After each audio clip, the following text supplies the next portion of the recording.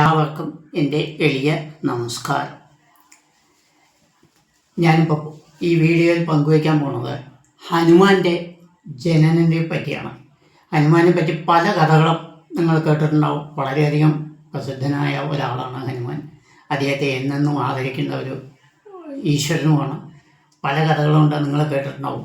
പക്ഷേ അദ്ദേഹത്തിൻ്റെ ജനനത്തെ പറ്റി മഹാഭാരതത്തിൽ പറയുന്നതാണ് ഞാനിവിടെ പറയുന്നത്. മഹാഭാരതത്തിൽ ആരണ്യകാണ്ഡത്തിലാണ് ഇത് പറയപ്പെടുന്നത്. അവിടെ പറയുന്നതാണ് ഞാനിത് പറയുന്നത്.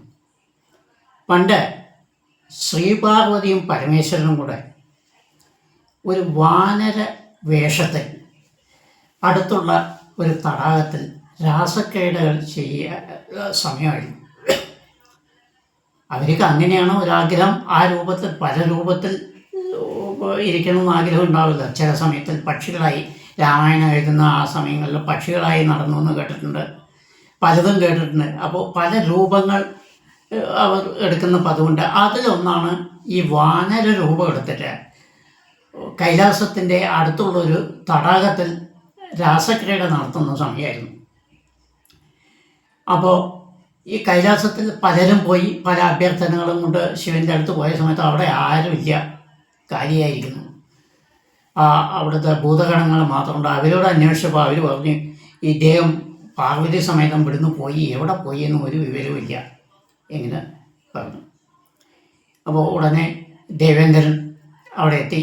ദേവേന്ദ്രനൊക്കെ നോക്കി, എവിടെയും കാണാനില്ല. ഇനി എന്താ വഴി അന്വേഷിക്കാൻ?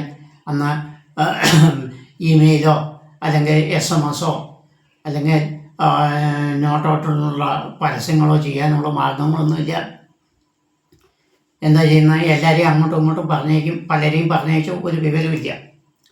ഒടുവിൽ എന്താലോചിച്ചു, ലോകം മുഴുക്കെ അറിയുന്ന സഞ്ചരിക്കുന്നവരായ 3 വ്യക്തികളാണുള്ളത്, 3 ദേവന്മാരാണുള്ളത്. ആരാണ്? സൂര്യൻ, ചന്ദ്രൻ, വായു. ഇവരെ ആശ്രയിക്കാം എന്ന് നിശ്ചയിച്ചു. അപ്പോൾ സൂര്യനെയും ചന്ദ്രനെയും ആശ്രയിക്കുകയാണെങ്കിൽ അവർ കണ്ടുപിടിക്കും, പ്രശ്നമില്ല. പക്ഷെ കണ്ടുപിടിച്ച് മറുപടി പറയാൻ പറ്റില്ല. അതെന്താ അങ്ങനെ? സൂര്യൻ്റെയും ചന്ദ്രൻ്റെയും കിരണങ്ങൾ അങ്ങോട്ട് പോകുന്നല്ലാതെ ഇങ്ങോട്ട് എടുക്കാൻ പറ്റില്ല. അപ്പോൾ നിങ്ങൾ പറയാം അസ്തമിക്കുമ്പോൾ തിരിച്ചെടുക്കുമല്ലോ. അസ്തമിക്കുമ്പോൾ തിരിച്ചെടുക്കുന്നില്ല. അത് കിരണങ്ങൾ എപ്പോഴും പോയിക്കൊണ്ടേയിരിക്കുന്നു. ആ അസ്തമനത്തിനെ ഭൂമി വന്ന് മറയ്ക്കുന്നു എന്ന് മാത്രം. അപ്പോൾ തിരിച്ചു വരുന്നില്ല. ചന്ദ്രൻ്റെ കഥയെടുത്താലോ, ചന്ദ്രൻ്റെ ഇത് തന്നെയാണ് അവസ്ഥ. രാത്രികാലങ്ങളിൽ കിരണങ്ങൾ വരുന്നു, പ്രഭാതമായ സമയത്ത് പിന്നെയും ഭൂമിയുടെ ആ നേലുകൾ പതിച്ച് കിരണങ്ങൾ അവിടെ തന്നെയുണ്ട്. ഈ പോകുന്ന രശ്മികൾ അങ്ങനെ പോയിക്കൊണ്ട് തന്നെ ഇരിക്കുന്നുണ്ട്, അത് തിരിച്ചു വരുന്നില്ല. അപ്പോൾ തിരിച്ചു വന്നാലേ നമുക്ക് മറുപടി കിട്ടുള്ളൂ. അതിനെന്താ വഴി? അപ്പോൾ ആലോചിച്ചു, വായുവിനെ പിടിക്കാം. അപ്പോൾ വായു ഭഗവാനെ പിടിച്ചു കഴിഞ്ഞാൽ, കാരണം മൂപ്പരെ ലോകത്തിൻ്റെ എല്ലാ സ്ഥലത്തും സഞ്ചരിക്കുന്ന ആളാണ്. ഒരു സ്ഥലത്ത് സ്ഥിരമായിട്ടല്ല, ഇവിടെ ഉണ്ടാവും, അവിടെ ഉണ്ടായോ, അവിടെ ഉണ്ടായും, ഇവിടെ ഉണ്ടാവും, കുറച്ച് കൂടുതലുണ്ടാവും, കുറച്ച് കൂടുതൽ. ഏതായാലും അദ്ദേഹത്തിനെ പിടിച്ച കാര്യം നടക്കും എന്ന് വിചാരിച്ച് ഇദ്ദേഹത്തിനെ ആ ചുമതല ഏൽപ്പിച്ചു, ശിവനെയും പാർവതിയും കണ്ടുപിടിക്കാൻ. അങ്ങനെ അദ്ദേഹം നടന്നു ഒടുവിൽ കണ്ടുപിടിച്ചു ഈ സ്ഥലത്ത് കണ്ടുപിടിച്ചു. പരമശിവനോട് പറഞ്ഞു, അവിടുത്തെ സ്ഥിതി വളരെ ഗുരുതരമാണ്, അവിടെ ഒരുപാട് ആൾക്കാർ അപേക്ഷയും കൊണ്ടുവരുന്നുണ്ട്. അപ്പോൾ അവിടെ ആരുമില്ലെങ്കിൽ വലിയ പ്രതിസന്ധിയാണ്. പറഞ്ഞ സമയത്ത് ശിവന് തോന്നി, ശരിയാണ്, നമുക്ക് തിരിച്ചു പോവാം എന്ന്. അവർ തിരിച്ചു പോകാൻ പുറപ്പെട്ട സമയത്ത് പാർവതി ദേവി അദ്ദേഹത്തോട് പറഞ്ഞു, ഞാൻ ഗർഭിണിയാണ്, ഇപ്പോൾ പൂർണ്ണ ഗർഭിണിയാണ് പറഞ്ഞു. അതുമാത്രമല്ല, അവർക്കൊരു വാനര കുഞ്ഞിനെ പ്രസവിക്കാൻ ഒരു മടി. കാരണം വാനര വേഷത്തിലാണല്ലോ രണ്ടുപേരും. അപ്പോൾ വാനര കുഞ്ഞിനെ പ്രസവിക്കാൻ ഒരു മടി. അപ്പോൾ വായുവിനെ അതിനെ അവരുടെ ഗർഭത്തിൽ നിന്ന് ആവാഹിച്ചെടുത്ത് ഇദ്ദേഹത്തിൻ്റെ കൈ കൊടുത്ത്, ഇതിനി നല്ലൊരു സ്ഥലത്ത് നിക്ഷേപിക്കുക, എന്നിട്ട് പ്രസവിക്കുക, ഞങ്ങൾ അങ്ങോട്ട് പോവാം എന്ന് പറഞ്ഞ് അദ്ദേഹം പോയി. അവർ രണ്ടുപേരും കൈലാസത്തേക്ക് പോയി. വായു ഇതും കൊണ്ട് ഇങ്ങനെ നടന്ന് കേസരി എന്ന ഒരു വാനര രാജാവ്, അദ്ദേഹത്തിൻ്റെ ഭാര്യയാണ് അഞ്ജന. അപ്പം ഈ കേസരി ആരാണെന്നറിയോ? ബൃഹസ്പതിയുടെ പുത്രനാണ്. ദേവഗുരു ബൃഹസ്പതി ഉണ്ടല്ലോ, അദ്ദേഹത്തിൻ്റെ പുത്രനാണ് ഈ കേസരി. അദ്ദേഹത്തിൻ്റെ ഭാര്യയാണ് അഞ്ജന വാനശ്രീ. അപ്പോൾ ഈ അഞ്ജനയുടെ ഗർഭത്തിൽ ഇദ്ദേഹത്തിൻ്റെ സമ്മതത്തോടുകൂടി വെച്ചു. അങ്ങനെ അഞ്ജന പ്രസവിച്ചു, ഒരു വാനര കുഞ്ഞിനെ പ്രസവിച്ചു. ഈ കുഞ്ഞിൻ്റെ മുഖം കണ്ടതും അവർ ഉടനെ വാനര രൂപം മാറി, ഒരു അപ്സരസിൻ്റെ രൂപം മാറി അവർ പ്രത്യക്ഷപ്പെട്ട് അങ്ങനെ ദേവലോകത്തേക്ക് പോയി. അപ്പോൾ അതെന്താ കാരണം? അതാരാ ഈ അഞ്ജന? ഈ അഞ്ജന എന്ന് പറയുന്നത് അവരുടെ പുഞ്ചികസ്ഥല എന്നാണ് പൂർവജന്മത്തിലെ പേര്.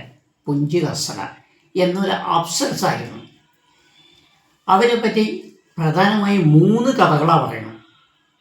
വളരെയധികം കഥകൾ ഉണ്ടായിരിക്കാം, പക്ഷേ എനിക്കറിയില്ല. 3 കഥകൾ അവരിങ്ങനെ ആവാനുള്ള കഥകൾ.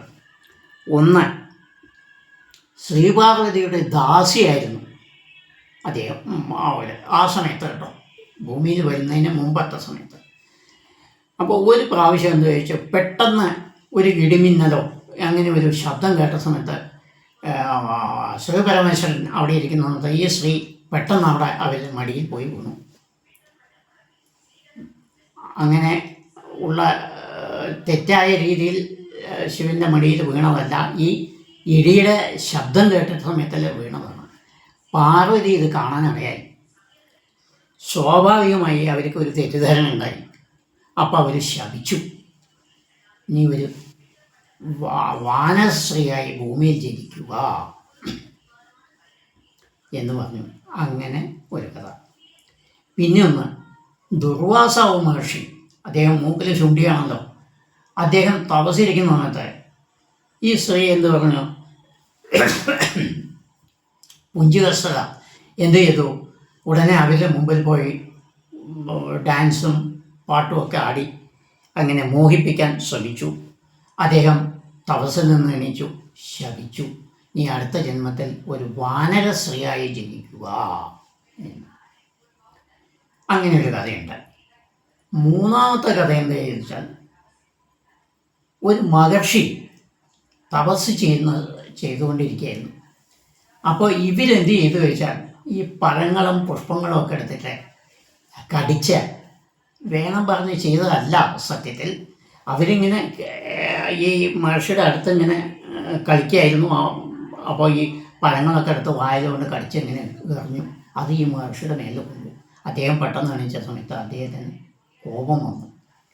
ഈ കുരങ്ങിനെ പോലെ പഴങ്ങളൊക്കെ കടിച്ച് നീ എൻ്റെ ദേഹത്ത് എറിഞ്ഞതുണ്ട്, അടുത്ത ജന്മത്തിൽ നീ വാനരശ്രീയായി ജനിക്കുക എന്നൊരു ശാപം കൊടുത്തു. അപ്പോൾ അങ്ങനെയാണ് ഇവർ വാനശ്രീയായി. അപ്പോൾ മോക്ഷം എന്താണ്? അത് എല്ലാ ജന്മത്തിലും അല്ല, എല്ലാ കഥയിലും ഒന്ന് തന്നെയാണ് പറയുന്നത്. ഒരു പുത്രൻ ജനിക്കുമ്പോൾ ആ പുത്രൻ്റെ മുഖം കാണുന്ന സമയത്ത് നീ സ്വന്തം രൂപം കൈക്കൊണ്ട് അങ്ങനെ സ്വർഗലോകത്തേക്ക് എത്തും എന്നൊരു വരവും കൊടുത്തു. അതുകൊണ്ടാണ് ഹനുമാൻ ജനിച്ച ഉടനെ, ഹനുമാൻ നല്ല പേര് കേട്ടോ, പിന്നെ പറയാം, ഈ വാനരക്കുട്ടി ജനിച്ച ഉടനെ ആ കുട്ടിയുടെ മുഖം കണ്ട ഉടനെ ഈ അഞ്ജന അങ്ങനെ അപ്സരസായി ദേവലോകത്തേക്ക് പോയി. ഈ കുട്ടി ജനിച്ചാൽ മാതാവിൻ്റെ പാലിനാണല്ലോ ആഗ്രഹിക്കുക. കുട്ടി ഭക്ഷണമില്ലാതെ ആഹാരമില്ലാതെ കരയാൻ തുടങ്ങി. മുകളിൽ നോക്കിയ സമയത്ത് സൂര്യഭഗവാൻ ഇങ്ങനെ നല്ല പ്രഭയോട് ചൊക്കെ ഇരിക്കുന്നു. ഉടനെ അത് പഴമാണ് വിചാരിച്ചിട്ട് ആ സൂര്യഭഗവാനെ പിടിച്ച് തിന്നാൻ പോയി. അപ്പോൾ ആ ശക്തി ആലോചിക്കണം, പിറന്ന കുട്ടിയുടെ ശക്തിയാണ് നിങ്ങൾ ആലോചിക്കേണ്ടത്, പഴമാണ്.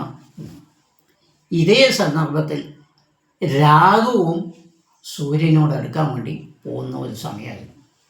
അപ്പോൾ രാഘുവിനെ കണ്ടപ്പോൾ ഈ കുട്ടിക്ക് എന്ത് തോന്നി, ഈ സൂര്യനേക്കാളും കുറച്ചുകൂടി ശ്രേഷ്ഠമായ പഴമായിരിക്കും അത് രാഘു എന്ന് വിധിച്ച് രാഘുവിനെ ആക്രമിക്കാൻ, പിടിച്ചു തിന്നാൻ വേണ്ടി അങ്ങോട്ട് പോയി. രാഘു ആകെ പരുപ്പിൽ വെച്ച് നിലവിളിച്ചുകൊണ്ട് ഓടിയ സമയത്ത്, ദേവലോകത്താണല്ലോ ഇത് നടക്കുന്നത്, അതായത് ഭൂമിക്ക് മേലെയാണല്ലോ. അപ്പോൾ ദേവേന്ദ്രൻ നിന്ന് കേട്ട് ഉടനെ രാഘുവിനെ രക്ഷിക്കാൻ വേണ്ടി വന്നു. അങ്ങനെ തൻ്റെ വജ്രായുധം കൊണ്ട് ഒരൊറ്റടി താടിക്കടിച്ചു. അടിച്ച സമയത്ത് അദ്ദേഹം മരിച്ച് പാതാളത്തിൽ വീണു. ഇവിടെ ഒന്നുണ്ട് കേട്ടോ, ചില സ്ഥലങ്ങളിൽ മരിച്ചു വീണു പറയുന്നുണ്ട്, ചില സ്ഥലങ്ങളിൽ മോകാത്സ്യപ്പെട്ട് വീണുന്നുണ്ട് എന്ന് പറയുന്നത് ഭാരതത്തിൽ മരിച്ചു വീണമെന്നാണ് കാണുന്നത്. ഏതായാലും അങ്ങനെ പാതാളത്ത് വീണു. ഇത് കണ്ട സമയത്ത് വായു ഭഗവാന് ഭയങ്കര ദേഷ്യം വന്നു. താൻ അത്രയും സ്നേഹിച്ചു കൊണ്ടുവന്ന കുട്ടിയാണത്, അഞ്ജനയെ ഏൽപ്പിച്ചത്. ഇങ്ങനെ ആയ സമയത്ത് ഇവരെന്ത് ചെയ്തു? പാതാളത്ത് പോയി എല്ലാ വായുവും അവിടെ തന്നെ കേന്ദ്രീകരിപ്പിച്ചു. അപ്പോൾ ലോകത്തെ എവിടെയും വായു ഇല്ലാതായി. വായു ഇല്ലാതായ മനുഷ്യൻ ജീവിക്കാൻ പറ്റുമോ? മനുഷ്യന് ജീവിക്കാൻ പറ്റില്ല, മൃഗങ്ങൾക്ക് ജീവിക്കാൻ പറ്റില്ല, ഇല സസ്യങ്ങൾ ഇങ്ങനെ ഒന്നിനും ജീവിക്കാൻ പറ്റാത്ത ഒരവസ്ഥയായിപ്പോയി. ഉടനെ എല്ലാവരും കൂടി പിന്നെ നാൻമുഖനെ സമീപിച്ചു, ബ്രഹ്മാവിനെ സമീപിച്ചു. ഇങ്ങനെ പറഞ്ഞു, ഇങ്ങനെ ആയിരിക്കുന്നു. ബ്രഹ്മാവ് വേഗം താഴത്ത് പോയി ആ കുട്ടിയെടുത്ത് വായു ഭഗവാനോട് പറഞ്ഞ് അങ്ങനെ കുട്ടിയെ എടുത്ത് ജീവിപ്പിച്ചിട്ട് പറഞ്ഞു, നീ ചിരഞ്ജീവിയായിരിക്കും, ലോകപ്രസിദ്ധനായവനായി തീരും എന്നൊരു അനുഗ്രഹം കൊടുത്തു. ഈ വജ്രായുധം കൊണ്ട് താടി അടിച്ച്, താടിക്ക് എന്താ ഹനു എന്ന് പറഞ്ഞാൽ താടിയല്ല എന്നൊരു അർത്ഥമുണ്ട്. അതുകൊണ്ട് നീ ഹനുമാൻ എന്ന പേരിൽ, ആഞ്ജനേയൻ്റെ പുത്രനായതുകൊണ്ട് ആഞ്ജനേയൻ എന്നും പേരോടുകൂടി നീ ശ്രീരാമഭക്തനായിത്തീരും.